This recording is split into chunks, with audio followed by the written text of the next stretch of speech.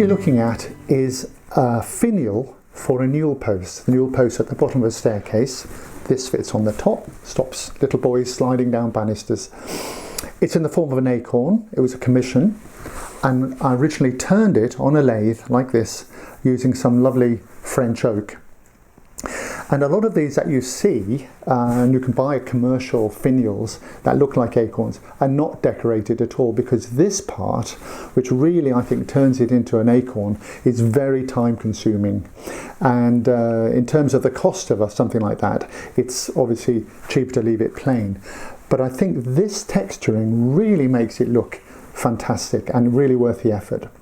So we'll start looking at this with exercises, then through to carving this texturing.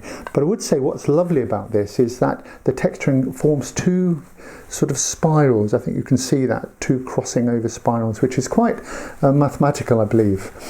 And this sort of texturing is used on pineapples. So if you ever did a pineapple finial, it would be working the other way up. So this is an upside down pineapple in effect. Anyway, we'll start at the beginning, and as you can see, it's a simple cuts, but really effective. The first exercise we're going to do, which is the first basic cut, involves a trench like this. So this is going to be a V-shaped trench like that. And it's the sort of trench you'd find in letter carving. And for letter carving, like this would be a letter I, we'd use a big tool like this, cutting in from here, making this trench into the wood. But for our purposes, we don't need such big tools, and we need to do it slightly differently. But for the exercise, just draw yourself a couple of lines like this, parallel lines, and you will need a carving chisel.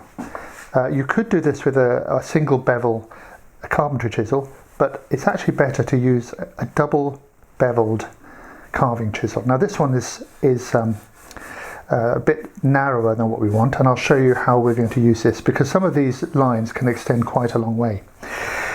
A difference that I do with this sort of work is I put a centre line down here, and that'll come obvious later, and I'm going to put it in a different colour. It'll become obvious later why I'm doing that. In letter carving you wouldn't normally do it, but anyway, the basic technique is to make a stab cut down the centre line like this, and hardwood you probably need a mallet, so we'll just stab that in like that, and that's a stop cut. And notice how I move this chisel from the first cut, I shunt it along to the second cut like that. That's a stop cut, and that stops the grain pushing out.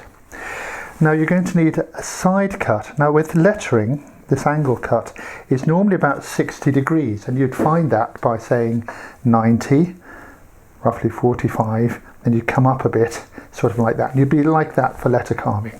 But for what we want a shallower one. So there's about 45, we're a bit low, so about 40 degrees, something like that. So find your 45, come down, and the thing we have to do is to make this consistent. So we have to marry those up.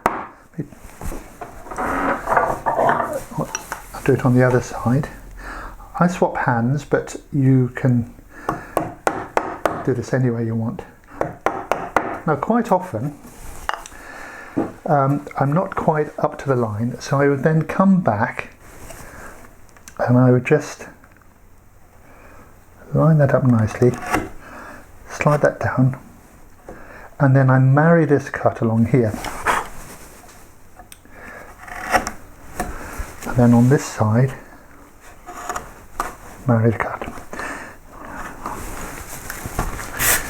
So what we're aiming for, this is really important, this is such a basic thing, we're aiming for this bottom here to be nice and sharp. So that's a sharp bottom. These edges might be slightly curved because of the bevel, but it means you have more control over where you go. Then we want this line here sharp, this line sharp, and this line, and they're all parallel.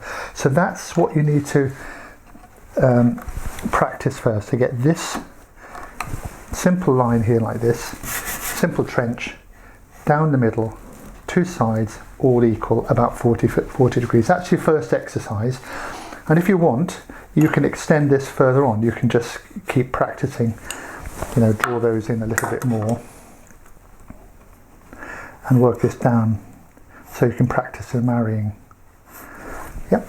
So that's the first one. So have a go at that to begin with.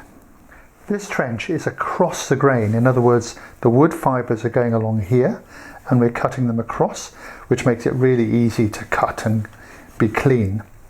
But what if we're going this direction along the grain? Well, let's see what happens here. So I'll just put another couple of lines. So that would be the outline, roughly the same sort of size, I think. And I will mark the centre line, something like that. Okay. Normally, when we're carving our actual pattern, we will start with this, but of course we'll lose it straight away and we'll have to do it by eye. But let's watch what happens. So first of all, when you stab in, this tool will go into the wood so much more easily than across the grain. So you have to be careful when you do this, because that wedge can push fibres apart and burst bits off later on in the carving. So we have to be careful, and you might just push it in. Now, when I go like this, can you see, I hope you can see how that splits up across here. In fact, I can leave it up there. You see that split up here and here. That's the problem with working along the grain. So you would need normally something at each end, which could be a V-tool or just some sort of stop, something to stop that. But you could put a V-tool across if you have, you know, just something that'll control that as it goes out. So the other thing is, as you do this, we can come to the end here. Let me just make sure that stop cut goes through. Right, come to the end, and here. That is tending to tear the wood. You see, it's not very cleanly cut. So what I do is I make a first pass like this, and on this side at the same sort of angle. See, that's tearing out, look. And then I come back and I do a cleaning up cut, and I make a slice. So instead of going straight down like that, I'm coming along, and in fact I'll start this end here like this. You see at an angle, and I'll gradually work that back. So you come at a little bit of an angle, so there's a slice cut, gets me a nice clean finish, and on this side too.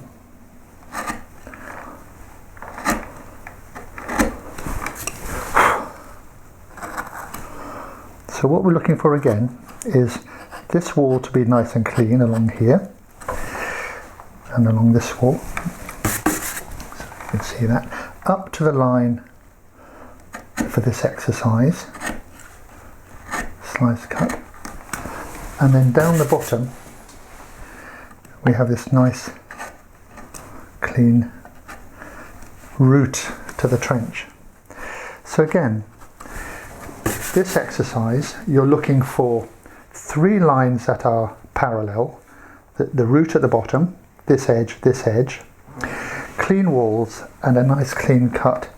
And of course, if you're doing this as an exercise, we want to make this trench the same as the other. So we're trying to do all the same sizes, same width. So it's a little bit tricky because you have to, you know, feather it in very carefully. But this whole design works because of the precision of this groove. So work on that. So that'll be your second exercise. We've looked at carving the trench across the grain. We've looked at carving with the grain. The other orientation is to go diagonally in some form across the grain, and you want to be able to do this as well. So we'll set up a little exercise here, roughly the same width, and again I would mark the center line like this. Now we're going to have the same problem in that you know, wood will splinter out, but first we find we can do this one better. slide it in. Yep.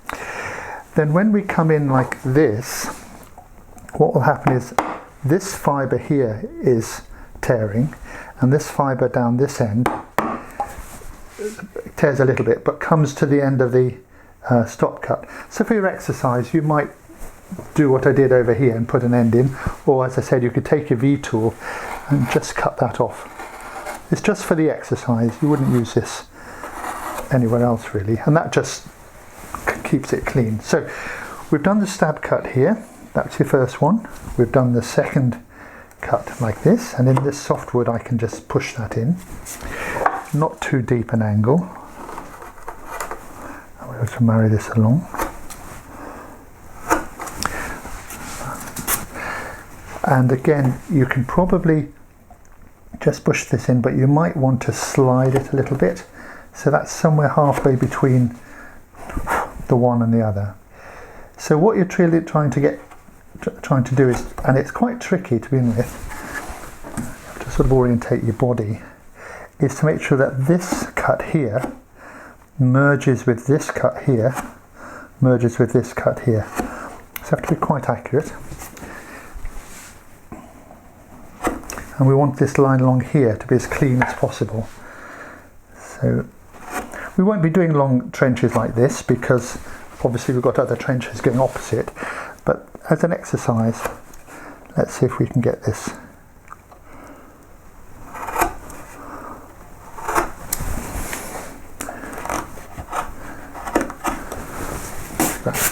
So you could do a trench in this direction and you could do another one in that direction. So we have four, or let's call it three types of trench. So that's your first exercise, and these are the basic cuts that you'll be doing for the pineapple sort of delta finish that we're going to go for.